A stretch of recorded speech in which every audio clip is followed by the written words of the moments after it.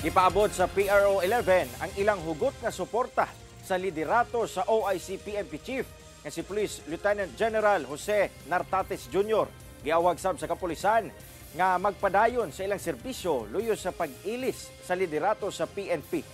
Atubangan sa mga sakop sa Davao City Police Office, gibutyag ni PRO 11 Regional Director Police Brigadier General Joseph Arguelles nga parte na sa ilang kinabuhi isip mga pulis ang pag-ilis ug liderato sa PNP organization. Ipadayon lang matud pa sa kapulisan nga himuon ang ilang makaya sa ilang trabaho. Sa pahayag nga gipagula sa PRO 11, gisiguro nila ang ilang 100% nga suporta kang OIC PNP Chief Lieutenant General Jose Nartates Jr. Adlong Martes, diyang opisyal na nga milingkod isip OIC PNP Chief si Lieutenant General Nartates Jr. Humana ang gipahigayong turnover ceremony din wala mitambong si kani PNP Chief Nicolas Torre III. Sumala ni Palace spokesperson Yusek Claire Castro, dunay gihanyag nga laing posisyon sa gobyerno kang Torre human siya gitanggal isip PNP Chief.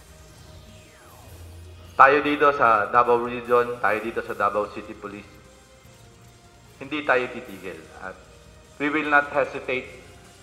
We will still do our work sa abot ng ating makakaya to the best interest of the public.